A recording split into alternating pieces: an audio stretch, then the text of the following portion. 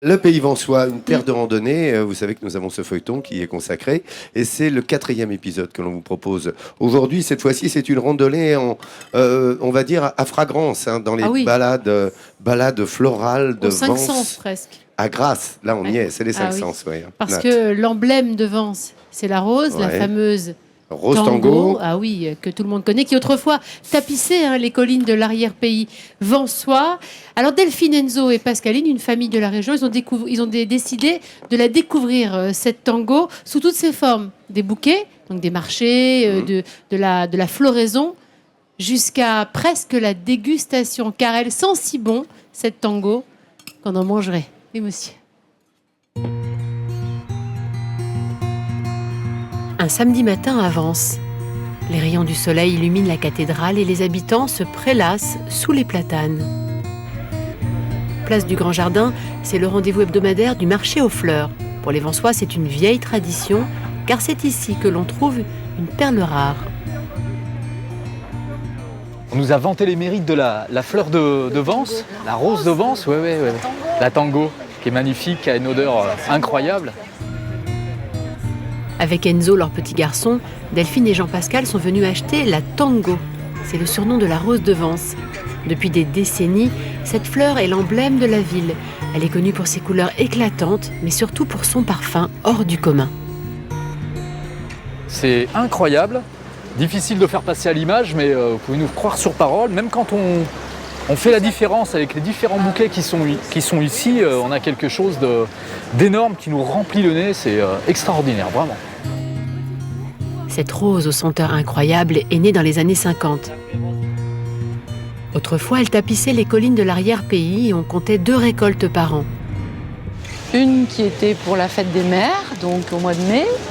Et ensuite, il y a une repousse et on les laisse s'épanouir dans les champs. Et à ce moment-là, on cassait les têtes, on les mettait dans des sacs en toile de jute et qui partaient pour la parfumerie.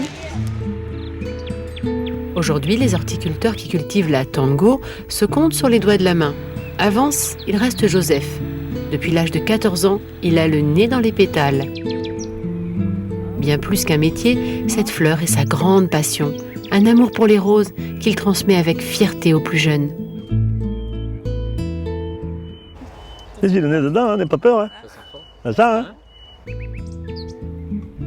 Encore plus étonnant que son parfum, la tango est très appréciée pour son goût. Non, vous ne rêvez pas, la rose se déguste comme une friandise. Tu veux goûter, Enzo? Tiens, croque dedans. C'est dommage parce que du coup, les vrais goûts, comme la rose... Qu'est-ce que t'en penses? Ouais. Les gens... C'est drôle, c'est un peu sucré. C'est un goût à la fois végétal, comme un peu l'artichaut. C'est l'autre fantaisie de cette jolie rose. Au-delà de son esthétisme, la tango fait partie du patrimoine culinaire provençal.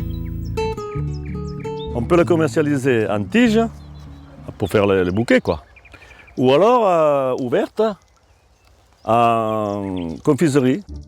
À quelques kilomètres de là, à Tourette-sur-Loup, une confiserie transforme depuis 60 ans les roses du pays en vraie gourmandise. Catherine est la guide qui fait visiter les ateliers.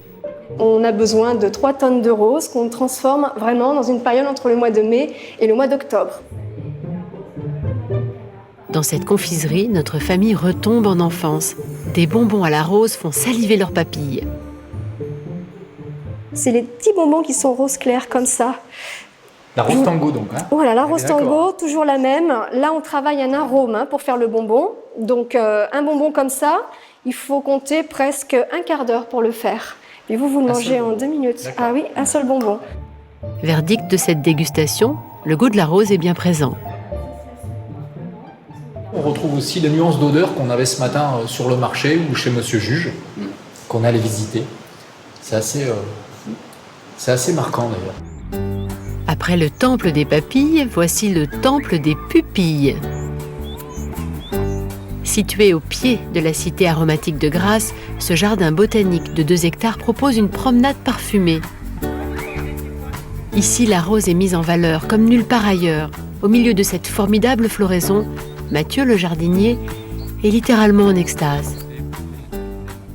c'est unique, ça dure 2 semaines dans l'année. On attend ça pendant toute l'année et quand ça arrive, c'est une explosion de couleurs et de senteurs. Mathieu est le gardien de ce jardin aux roses éphémères. L'éclosion des fleurs est sa plus belle récompense. Elle transforme son lieu de travail en cadre idyllique. C'est un petit paradis où je viens travailler tous les jours. Hein.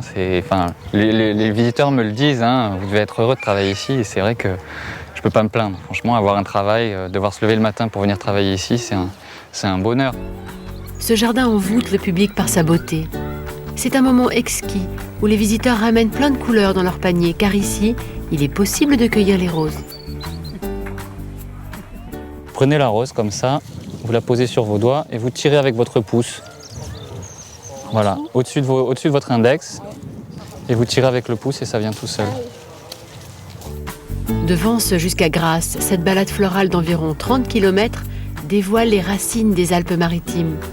Un département florissant que l'on découvre à travers une rose aux multiples vertus. La rose, c'est vrai, a de multiples vertus. Je voudrais vous montrer ces bonbons qui sont faits avec des pétales de rose. C'est du pétale de rose cristallisé, c'est délicieux. Moi, ça me fait retomber en enfance parce que mon arrière-grand-mère nous en offrait dès qu'on venait la visiter. Et ouais, moi je m'en souviens. il faut Moi, je préfère la rose tango panachée. Et puis évidemment, j'ai avec moi tout ce qui peut se faire avec de la rose, hein, du thé infusion avec de la rose, voilà.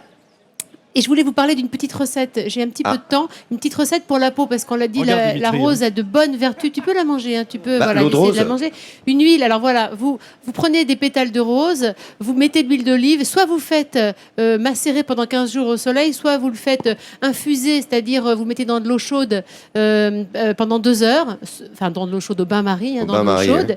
Et cette huile, elle est très très bonne pour la peau. Elle va hydrater la peau, elle va apaiser la peau. On le sait, l'eau de rose notamment apaise les rougeurs de la peau. Donc voilà, la rose ici, c'est important, c'est l'emblème de Vence, je vous le rappelle, la tango, et vous pouvez l'utiliser, la déguster, la sentir sous toutes ses formes. C'est délicieux. Tiens, je vais me refaire un petit pétale. C'est très très bon, je le confirme. Et Nathalie, juste dans le village à côté à Tourette, c'était les violettes. Et on faisait une grande culture de violettes et également des petites fleurs cristallisées aux violettes à Tourette. Voilà. Ouais. Il y en a beaucoup à Toulouse également. Vous voulez dire un petit mot aussi? Moi, dès qu'on parle de rose et de grâce, moi je me revois depuis 85 à goûter le parfum de Suskind avec cette histoire formidable de Jean-Baptiste Grenouille. Ah oui, le parfum.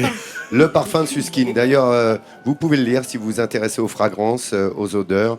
Le départ... le plus beau livre jamais écrit sur le parfum. Absolument. Patrick Suskind, Le parfum, avec l'histoire du jeune Grenouille, qui est à lire absolument quand on aime ça.